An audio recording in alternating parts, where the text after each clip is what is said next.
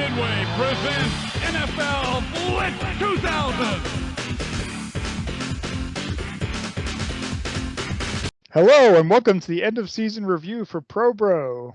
Sean, can you believe we're at the end of season for Pro Bro? Oh my goodness. This is a season I thought would never end. And thankfully, blissfully, we have reached the end. We have reached the finale. We've crossed the finish line. And what a season it has been. Yeah, definitely a crazy ending to the season. I'm glad to see DeMar's feeling better. Hopefully he has a good recovery. Definitely impacted the finals, the championship, and the third place game. So let's quickly talk about that. Basically, you had 2 points from Burrow that you needed. We feel like Burrow was going to get at least 2 points. He already had 6 points in the first quarter when the game was suspended. So decided that you'd get the victory and get the championship. So congratulations. Thank you very much. Kudos to Ricky on a really good season. And with a lot of fantasy, sometimes you just get some bad luck, and Hurts being out those playoff weeks obviously is a poo-poo moment, but still a good season for Ricky. Yeah, he had a lot of players hurt in the championship game. Yeah. Hurts, obviously, Debo. I think he had a couple other guys. So, yeah. But yeah, it doesn't take away from your win. And then for the third place game, both teams had multiple players on the Bengals and Bills, so we called that a tie. So as you'll see in the legacy rankings, we're going to have 0.5 points in there because of the tie for third place. So I got to go in and add decimals to everybody now, so it looks right. It's whatever. It's fine. That being said, I had a chance to talk to the winner of the league. Let's see what he had to say. All right. So Sean, congratulations! Hey, yeah. I got my trophy right here. Nice cigar here and everything like that. No, it was hard-fought season. Definitely got hot at the right time. An 8-game win streak to end things is unpredictable at best. I'm pretty amazed that came in. Also on the heels of a 3-game losing streak where I thought I was going to be in trouble there for a while. So, yeah, congratulations. Definitely got hot at the right time. So, who do you feel on your team was the biggest contributor to your success this year? Oh man, I gotta go. 2 guys jump off to me immediately, and that's Joe Burrow and Justin Jefferson. Those 2 were key for everything. I'm really glad that I was able to get Jefferson for many reasons, but Joe Burrow doing his thing.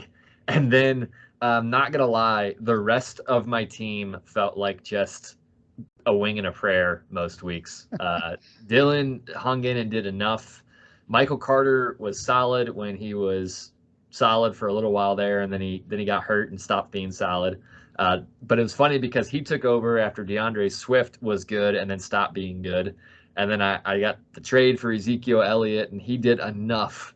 That's just how fantasy works, right? You just got people that do enough, and you get two real solid people. But definitely Burrow and Jefferson were keys. Amari Cooper also was a key help and everything like that. So I was trying to look back. Is this the first year that we've done $100 buy-in or the second year? I think it's the second year. But with the increased buy-in, it's an increased payout. So what plans do you have for the money? So I'm glad you asked that question. And this is fun because wanted to do something to pay respect to Damar Hamlin. And, for we could go off on a whole different conversation about what hopefully this will mean for taking care of NFL players and pensions and health stuff and all that. But at the least, I think we all heard about how his particular charity has like millions of dollars now.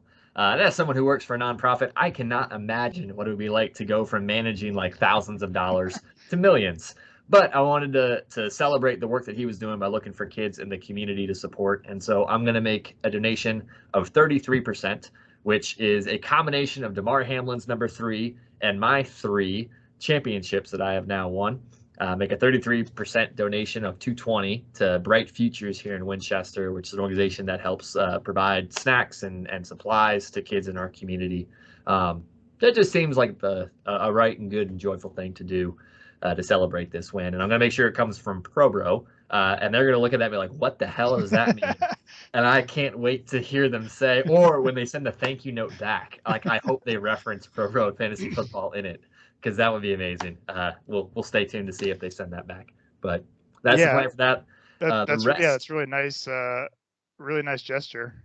Thanks. It's it's out of respect. I think all of us were, it was a weird moment because there were a couple of us that had practical questions about fantasy football, but they obviously weren't as important as whether or not Damar Hamlin was doing well. And so just recognizing that, and I think all of our hearts were with Hamlin more than anything else, seems like a good way to show that.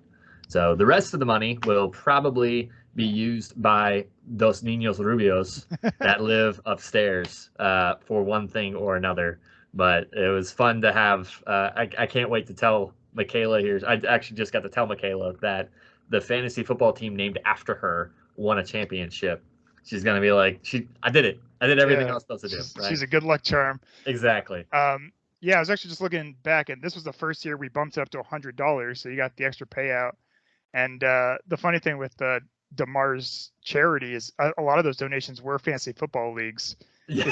If you look through the donations, like a bunch of fantasy football leagues donated their pool to it. So that's so cool. Definitely a good gesture. So what message do you have for the rest of the league? Goodness. So I thought about doing the Joe Burrow thing. I'll let you share the picture of that here in a second, but I'm not quite that ballsy to say my championship window is my entire career. But I'm excited. I guess my message is just how cool it is to be in the same realm of titles as Mandy and Julian, but especially Mandy, because we all know how important he is to us and to this league. And, soon, my message is I'm getting above 500 for my career record. The playoff record's there. We got to get the regular season record to get up there. But that's my goal. We're going to keep playing this good stuff and leave the Cleveland Brown years of the early 2010s alone. Nice. So on that note, do you want to go through some updated legacy rankings so we can see where everyone stands? Yeah, absolutely. So we've already talked about who won what and what place we all finished in, and I'm pulling up the legacy rankings right now. But something worth of note, Aaron increased his lead of first place. He is now at 17.5 points. Aaron is a constant presence in the semifinals, and it just hasn't gone his way in the last couple years. But he is leading our legacy rankings with 17.5 points in 19 seasons. Tied, and a three-way tie for second, is Mandy, Julian, and Rudy. Mandy and Julian have 16 seasons. Rudy has 19, and they're at 15 points. And then myself, now I am in sole possession of fifth with 13 points. From there, the list goes down. Ricky moved up with 1 point for being the points leader and 2 for finishing in second. He's right behind me with 12 in a tie with Tony. And then we get Connor, Rob, Eric, yourself, Victor, at 4 points, and Mike with 3. Yeah, right. And Jared, in his year of eligibility, gains a half a point. He's on the board, half a point. He's on the board. So put on the board. So it's good. I think that's 14 folks now that have some sense of points in the legacy ranking. So it's cool seeing how that's living into what we wanted it to be. Yeah, it's fun to sole possession of fifth, man. I'll take it. Yeah, it's awesome. So next, it's been about 3 years since we lost our most vocal member in Mandy.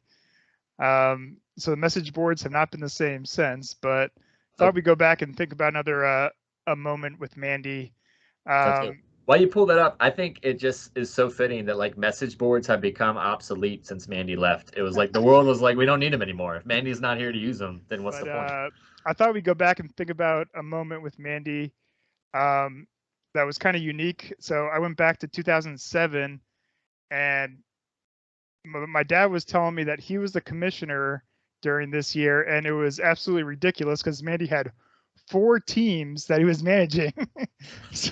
Out of 12. Out of 12. He had a 33% chance to win.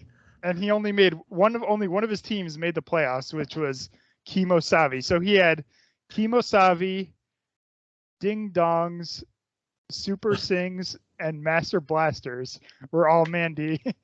Oh, and then he didn't even try to hide it. So if you click on one of the names, it's just going to show Manduko. What this is telling me, though, I need to go back and add those teams to his record, which is going to change it. It's funny, it won't change anything but his win losses. But to have 4 teams that season is ridiculous. Yeah, so I mean, he didn't really try to hide it. He just had his name on each team, and he was making trades within his own teams. So this is basically why we have commissioners, to try to stop collusion and people trying to cheat like this. I don't know how he got 4 teams into Pro Bro, but it definitely happened. That is just a Mandy thing to accomplish, and it's like good for him for having, what is it? You said Super Sings, Master Blasters, so that's 8 and 18. Ding Dongs would put him at 14 and 25, and then Kemosabe had a chance. Good. Yeah. But yeah, that is impressive. Good old Mandy, man. All right, Sean. Anything else you want to add for the end of season? Man, thank you all for participating, and congrats to everyone on a successful season. I think we all got there, and that's good. And I appreciate the class people are having when they communicate with one another. Trash talk's always good, but it's got to be rooted in respect, right? So thanks for that. Thanks to Eric for the commissioner tip. That was very thoughtful of you to live into that particular thing. Yeah, I was going to say, first year of the commissioner tip, and trophies are coming back. Yes, so, say something about that. Trophies are coming back, right? Yeah, I was going to say, Sean, keep an eye out for a new trophy, and then I think the last 6 years, I ordered those trophies. Oh yeah, you're getting 2 trophies, yeah. But last 6 years, right here. Last 6 years, I ordered trophies for people that didn't get their old ones. So, Eric, appreciate the commissioner tip. I know you're a little bitter about having to pay that, but hopefully going to good use to get some trophies for everyone. Yeah, absolutely.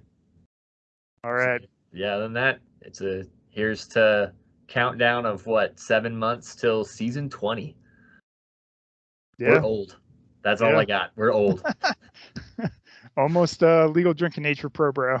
Yeah, almost legal drinking age for Pro Bro. We have been in this league for our